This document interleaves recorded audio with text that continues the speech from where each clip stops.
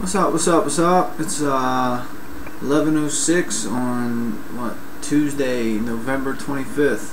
I want to get this movie in before the 26th comes around, only because this day was really special to me and has, very strong meaning to me. But more so for what happened 8 years ago, on this day. But I want to share a little bit about something that happened to me today. I had to undergo this is short, but I had to undergo a 4 wisdom tooth extraction, which really frightened me because I had to go under and I had to, go under anesthesia, which I even got clearance from my neurologist, and it still worried me, but anyway. But the surgery went well. It only took 20 minutes, which usually it's anywhere from 30 to 45. It took 20 minutes to do. It was a very clean surgery, and to this point in time, like, I have absolutely no pain at all. Feels like like nothing happened. So praise God for that. But the real reason, the real big thing that happened today is, or not really today, but what today represented, was 8 years ago. This was the October 25th of 2003. My brother had passed away. My 10-year-old brother had passed away through a hunting accident. He was down on the eastern shore hunting with my father, where he was coming down from a tree stand and shot himself with a crossbow. The crossbow backfired. So needless to say, that was a very, very tough time for my family and me. And just such uncalled for, unexpected situation. But well, I guess I'll start by really getting into who Tyler was to me and who Tyler was in general. Tyler was born on January 5th, 1993, obviously here in Baltimore, and he lived with us the whole time. No separation there. But from the very beginning, I always thought that, he was a better looking dude than me. He was always better looking than me. Was always going to be taller than me and always going to get more girls than I was, and no resentment, no resentment at all. But it just kind of I just felt that he was going to be better than everything at me, like sports and all that kind of stuff. And I loved him to death, but Tyler and I ended up, as we grew up, we were like each other very much, but we differed in our interests. I was a sports guy, basketball, football, baseball, wrestling, everything. Tyler was a nature guy, didn't really have anything to do with sports. He liked to play with his, frogs and turtles and, play in the mud and all that crazy stuff, fish and hunt and, stuff that I really wasn't interested in. I'm kind of interested in fishing now, because I need something to do with my time. But at that point in time, I wasn't at all.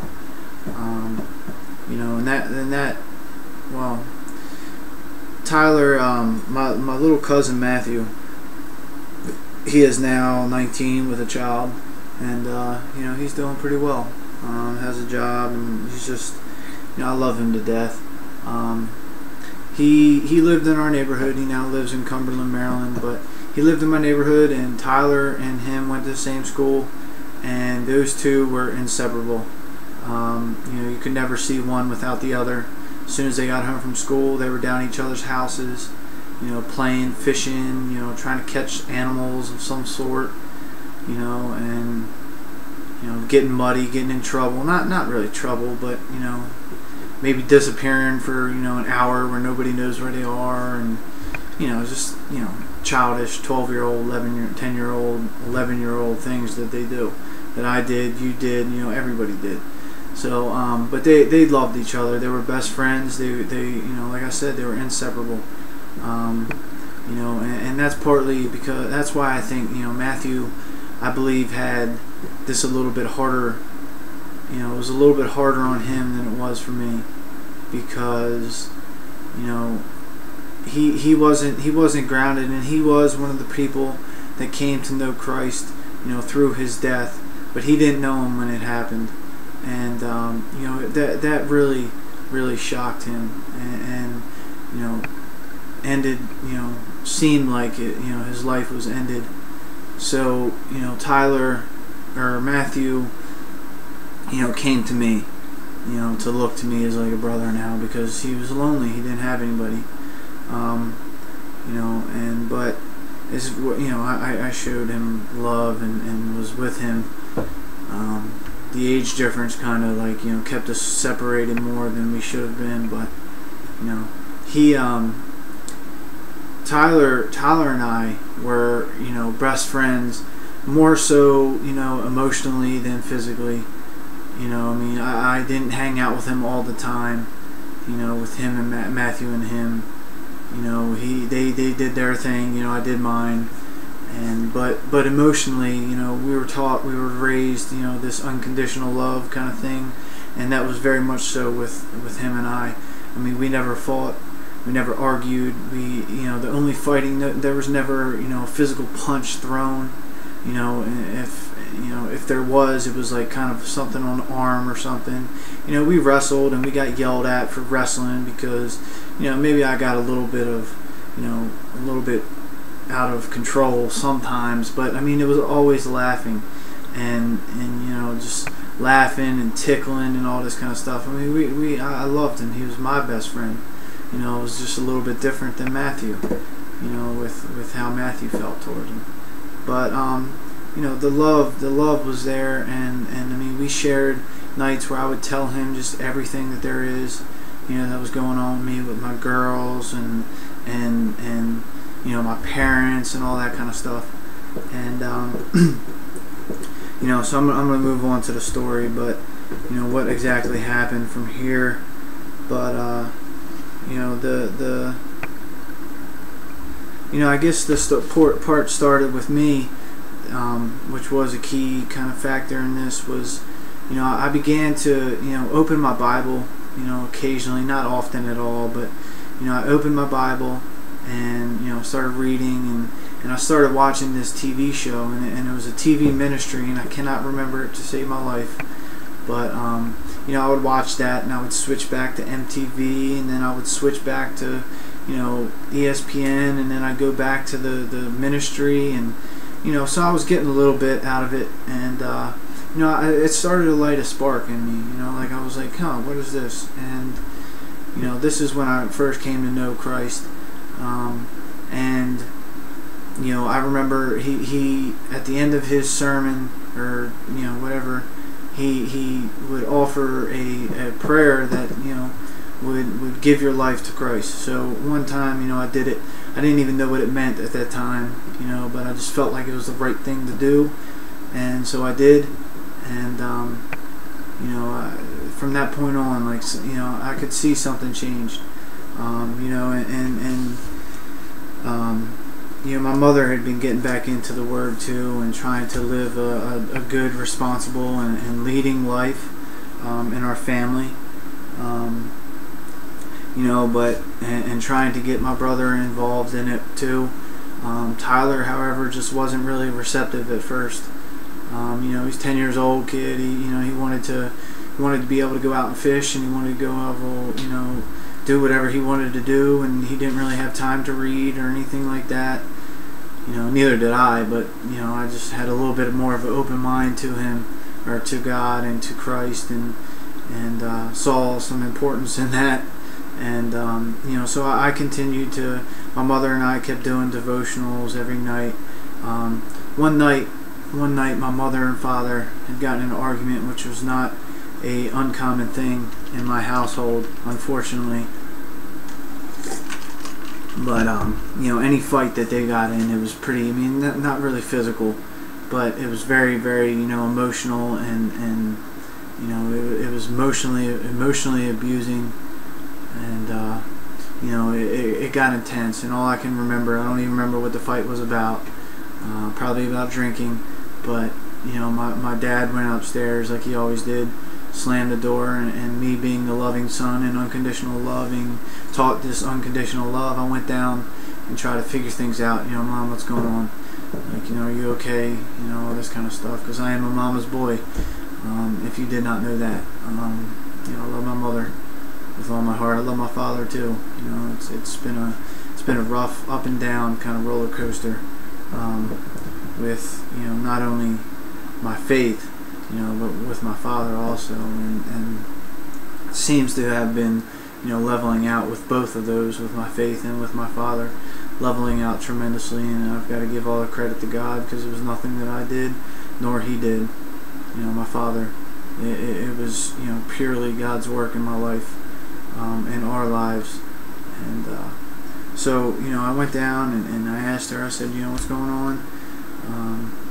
She, you know, kind of explained it, and you know, she just started arguing with me like she didn't want to hear it. She was upset, you know, just yelling and screaming at me, you know, and crying, and you know, I took some time, you know, instead of walking upstairs, I took some time to, I think I was in the kitchen, and I took a few minutes to send up some little quick prayer. You know, Mother, like, or Father, I pray that you will just bring my mom back to know that you are the source of power here, and that she needs you more now than she ever has, because it was just some tough times in our life and in our family. You know, there was going turmoil and just going downhill. You know, so, you know, she said, I don't want to hear it, you know, go away or something. And, you know, and again, I stayed in the kitchen for some reason. And she came in, and about 5 minutes later, and said, Jason, you know, I want you to pray with me. And we sat down and prayed, and you know, we did a pretty emotional and intense prayer. I don't remember what it was about, but we did an emotional and intense prayer. You know, so I went upstairs, and you know, Tyler asked, you know, being a nosy kid that he was, he asked me, you know, what was that all about? You know, so I explained what I knew it to be, which I don't remember what exactly it was, but I explained it to him, and you know, I went to bed.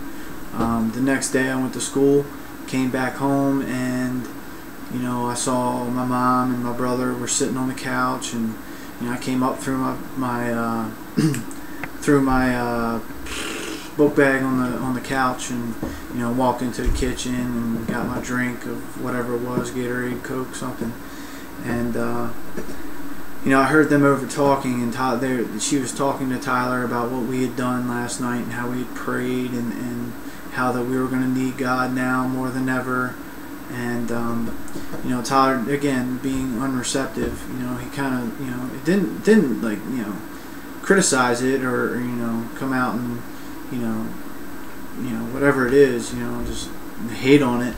But you know, he didn't get the expected result that we all both wanted, you know. But you know, later on that night, I believe I'd say 7 o'clock, 7:30, somewhere around that matter, he came up to us and said, you know, Mom and Jason, I want to you know, join you guys tonight in your devotional time. And you know, that was an amazing feeling to have with you know, my brother. And you know, we thought both to ourselves, like, maybe he's ready to hear something. Maybe he's ready to accept the Lord, you know, as his Savior. And this was on October 21st of 2003, and it was a Thursday night. No, it wasn't a Thursday night. It was a Monday night, and you know, I had prayed with him, and we had done our devotional time, and you know, Tyler said to us, like, you know, I want to know more about this Jesus guy. And he, you know, so what my mom and I did with him, and I led it by, you know, we had a book that we studied in our class that my mom and I went to on Wednesday nights at church, and it was called the Alpha Group. And we took that book, and in the back of the book was a prayer that, you know, was the devotion prayer to Christ, and to give your life to Christ. And so I read it to him, and he would repeat it back, and you at the end of the prayer it says, confess some sins, to Christ and ask Him to forgive you. And Tyler did that, and I can't remember what he said, but I think it was funny. But he did that, and me and my mom just looked at each other with pure smile and joy in our lives that somebody else just came to know Christ, and somebody else's life was going to be changed for the rest of their life. And obviously we didn't know what was coming, but it was very, very, very calming and joyful. We went to bed after that, and I walked in my room, and I walked back into Tyler's room, and I wanted to I take that back. I went to bed, and then later on that week, the Thursday, we did our devotional again, and oh no, I know what I said. That night after I went to bed, my mom was in his room, and Tyler is somebody that had never read the Bible before, other than maybe one page or something. He was 10, barely could read anyway. But he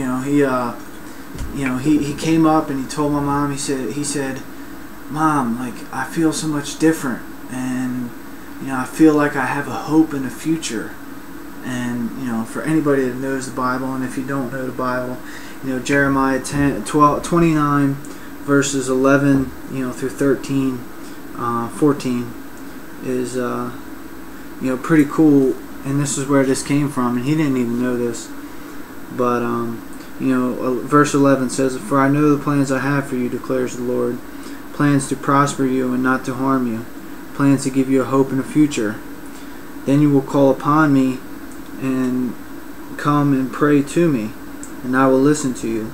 You will seek me and find me when you seek me with all your heart." And obviously that with seek me with all your heart thing, he didn't say, but truly he sought him.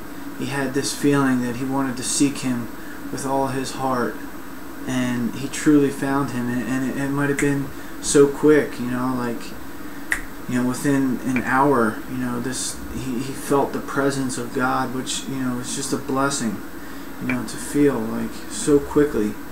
And so that went on.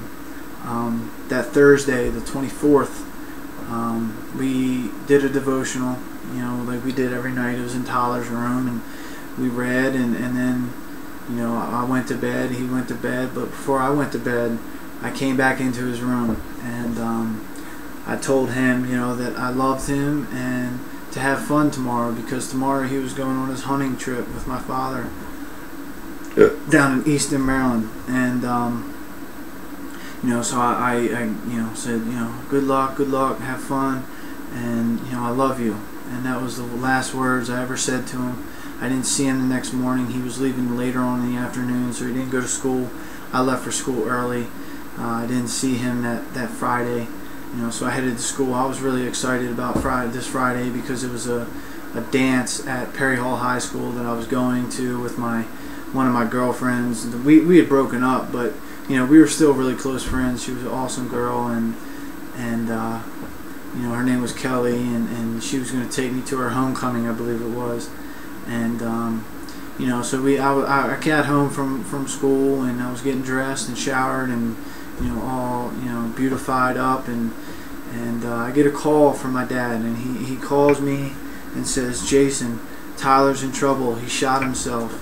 And I said, "What?" I was kind of cracking up, so I couldn't really hear very well, but I remember hearing clearly the shot himself thing and trouble, and and I thought, all right, dude, this is crazy. Maybe he had a few drinks or something and was trying to be a complete a-hole and try to scare people, but I didn't really think it was funny, but as thought it was a joke. But deep down, there was something wrong, because he said, "I'm gonna call you back," and I was worried. Not as much as I probably should have been, but I was worried. And so anyway, the girl picked me up. we went out, and I had taken my mom's phone with me, so if she needed me, she could call me.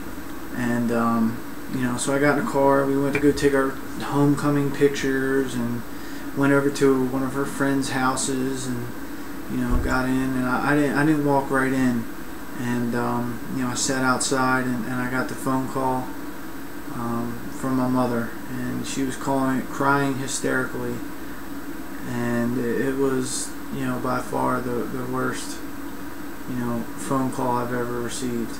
The words were, obviously she wasn't as calm as I'm about to say it now, but she said, Jason, Tyler's dead, come home please. And I mean, obviously she was crying deeply about that, and hysterically. So obviously I went in and told my family, or told her family, and they took me right home. And I didn't even know what to think. I didn't believe it. I didn't want to believe it. I was like, this is crazy. This could never happen to me. Like, this is impossible. And I got home, and there was my family is pretty knit tight, lives in the same area, most of it. My aunt lives in the neighborhood. My uncle lives in the neighborhood, obviously, with her. My dad's mom, my dad's stepfather, live probably 5 minutes from my house. There's neighborhood friends of my mom's that were over my house, and obviously they were all just crying. Everybody was crying. I walked in, and I didn't even know what to say, what to expect. My brother just died. Like, no, you guys are just playing games again. And I don't know what it was that really set the reality into me. Maybe it was my mom crying and holding me and crying. But I fell to the ground. I lost. I just lost it, and my bones gave out. I fell literally to the ground on my face, just crying and just not knowing what at all to do. I was lost. My grandfather ended up showing up, and so my whole family was there. My mother, my grandmother, my aunt, my uncle, all left in my grandmother's car to go down to Easton to get with my father, because obviously he was being investigated, and they left, and it was just me and my grandfather in the house.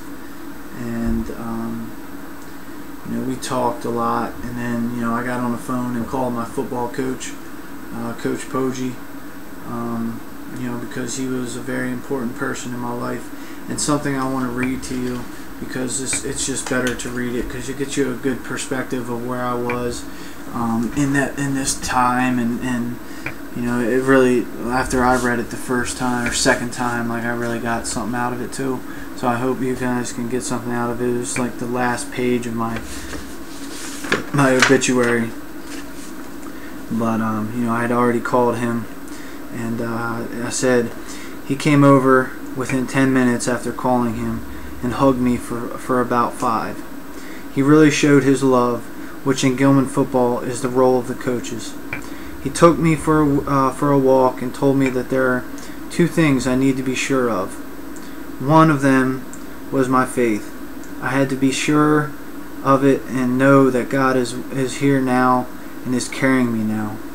The second thing is that I had to be sure that Tyler was living now, and he was with us now. How much this meant to me was more than words can explain. How much sense that made to me, and how much peace that brought to me, was overwhelming. After Coach Poggi left, I went to my grandfather's house to sleep until my mother and father returned from Easton. Since I had about 3 hours to think, I came across the reason why, and the most important thing I've ever said in my lifetime. It brought more peace to anyone that knew Tyler, and anyone else in this world. And more than anything else in this world would. I called my mother and told her these exact words. Tyler was too special for this world. I knew that God wanted him because there would be no other reason that God would take a 10-year-old little boy. He was too special to be left on this planet to bear all this sin and grief. So now he is with God, where there is absolutely no sin and no grief, but all great thoughts and songs for God. Tyler is up there singing to God. He doesn't know us or remember us, but he knows God and his great powers and his attributes. That is the only thing that brings peace to my family and people that surround me. I ask of prayers and the physical love that lowers the blow that much more. But I also ask that people acknowledge this simple saying, that he was too special for me and my family and most all of this world. So now we have that everything happens for a reason, and everything bad always has a great part to it. Since my mother and father got into a fight, my brother was saved and now lives with God. Since Tyler dies, one more human being has come to know Christ, being my father. Since Tyler died, more precautions will be put on hunting so that this doesn't happen again. And maybe my brother will be a hero to some and save many lives. So all this gives me peace and hope. And it gives me peace, and I hope that you know that Tyler is still with us and always will be with us. But more importantly, don't become angry at God, but know that he saved Tyler from more pain and suffering that he would experience in this life, and most of all, gave him eternal life. And that was the last part of my obituary, and I mean, that kind of summed things up for me.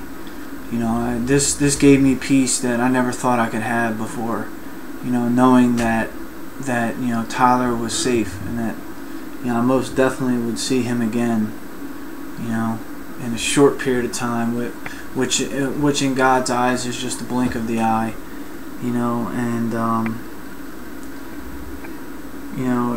a couple things, it's just, God uses these kind of areas to bring people closer to God, that God works for the good of those who love him, have been called according to his purpose.